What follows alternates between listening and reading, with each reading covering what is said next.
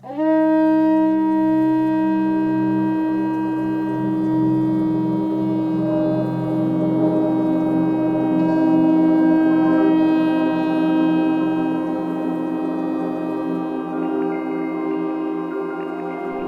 naro naro te tangata, Toitū te whenua. As man disappears from sight, the land remains. In Aotearoa, New Zealand, every moka that pierces the sky, every awa that carves its path to the sea, every curve of the takutai moana carries a name. And in those names lie the echoes of generations. Stories etched into stone, whispered across water, carried on in the breadth of the land itself. Through the voices of our local runaka, we discover that these names are not merely labels on a map. They are living threads, binding us to whakapapa, to whenua, and to the enduring strength of te reo Māori in our modern world. Each episode invites us to look again, to see the landscape not just as scenery, but as a vast and ancient narrative, woven through time, guarded by memory, and carried forward by those who call it home.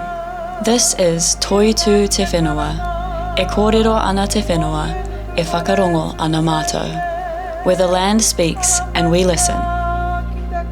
In this episode, we return to Moeraki, tracing its foundations and its future through the eyes of Te Runanga o Moeraki and Ngaitahu Chair Justin Tipa.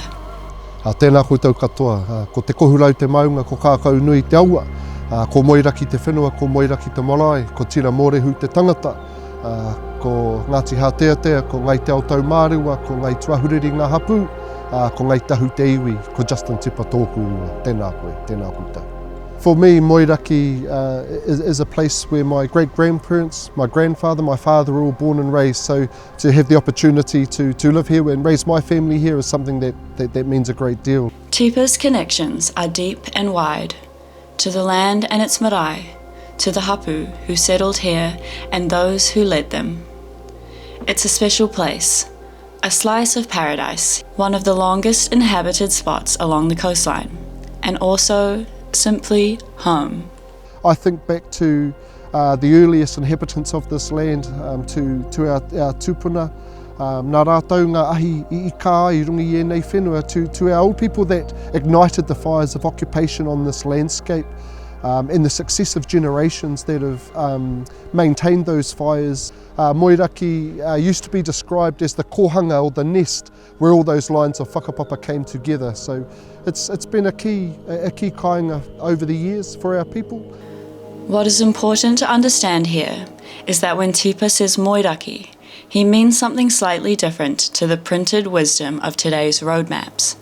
According to those charts, Moeraki is the fishing village where Tipa is sitting on this occasion, at a picnic table on the small north-facing public park. And that's true as far as it goes, but it also obfuscates the much bigger, more textured story.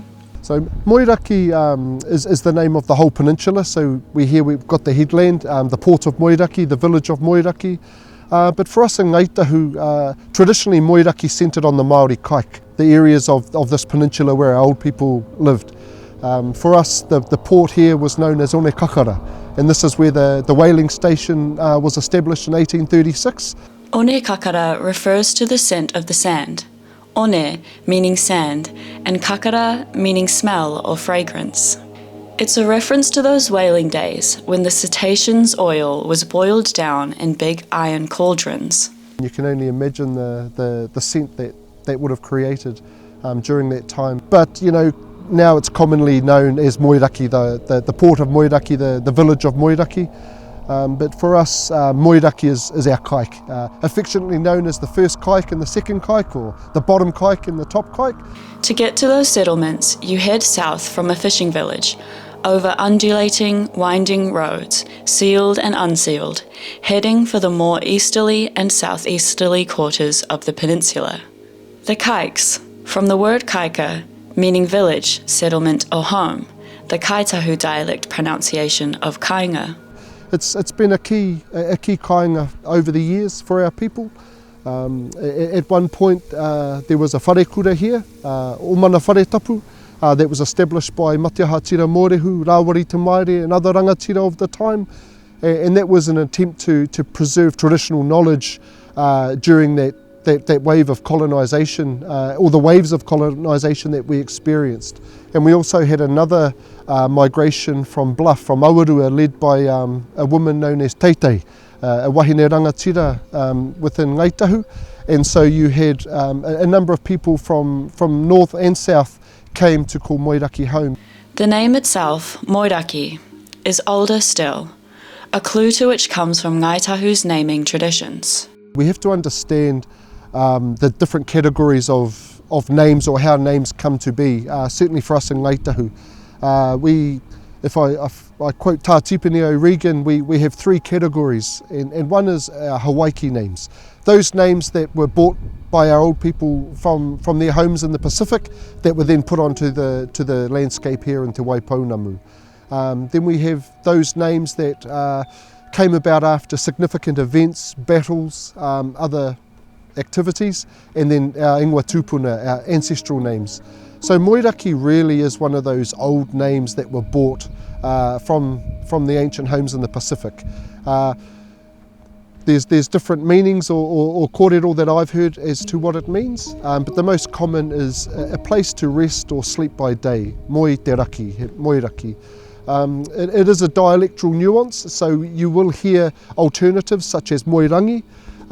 We've got other areas in Te Waipounamu, for example, on the west coast we have Lake Moerangi, which is almost directly across the Alps to our Moeraki village here. The peninsula is one of the oldest inhabited sites across Te Waipounamu, for which further evidence is captured in another name.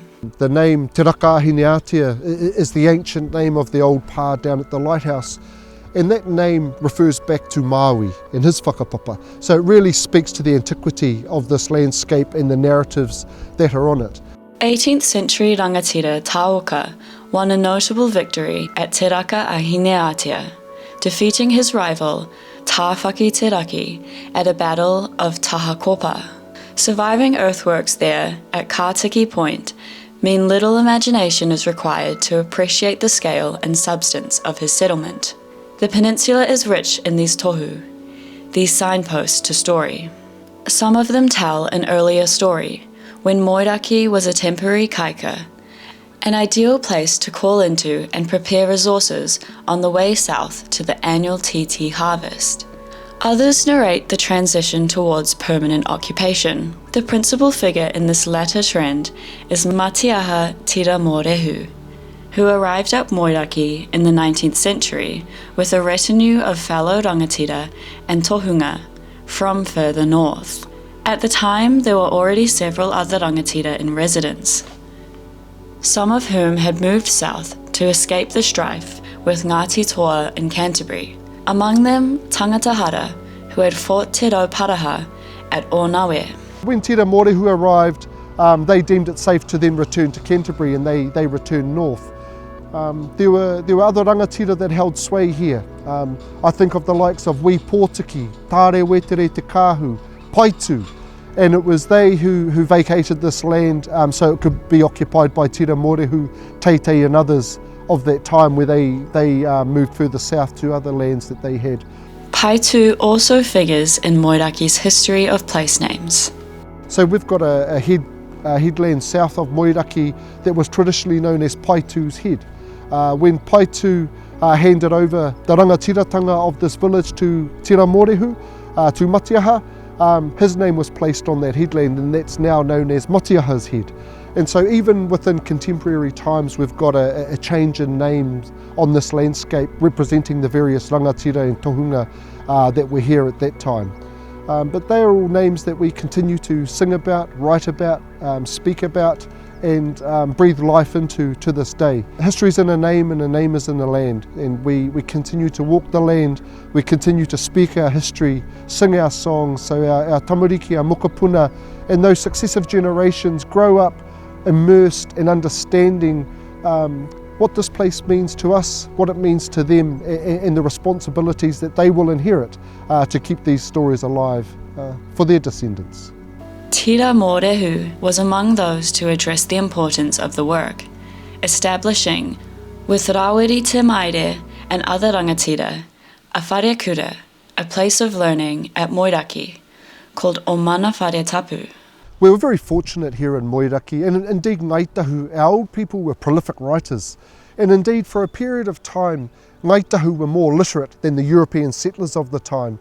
A shortcut to understanding Moeraki's history is offered by its picture postcard church. Its significance is obvious. Not only is the heritage-listed building Te Kotahitanga the oldest surviving Māori mission church in Te Waipounamu, but it houses a rare, remarkable stained glass window. And that's not all.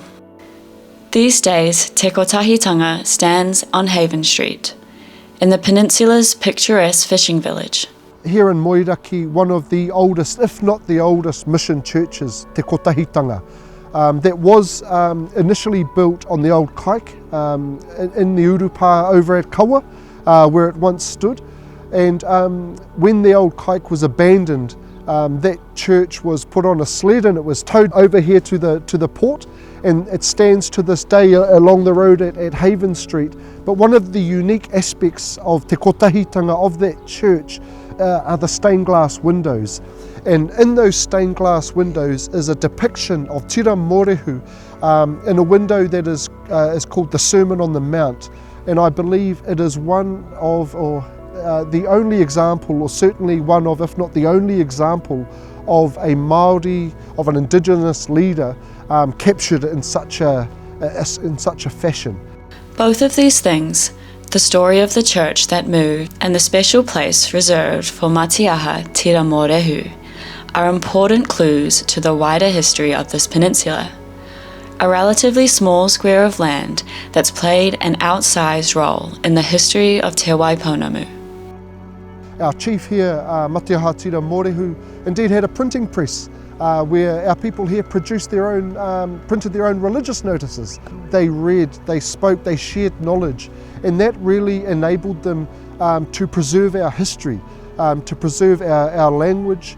And so we are very fortunate that we've got such a rich capture of our history, examples of our language that's allowed us to recreate our mita, our dialect, and indeed understand what they were thinking at the time, why they were composing the waiata that they composed, what the names meant to them. So we've been very fortunate to have a combination of oral tradition where those kōrero have been passed down orally through whānau, but also that have been preserved for posterity through the writing of those manuscripts. So we've been incredibly fortunate that those writings exist that have enabled us to preserve our history and our whakapapa and our traditions here in Moeraki. As Moeraki, one of the oldest inhabited sites in Te Waipounamu, those multiple layers of occupation throughout successive generations, I think back to those old iwi,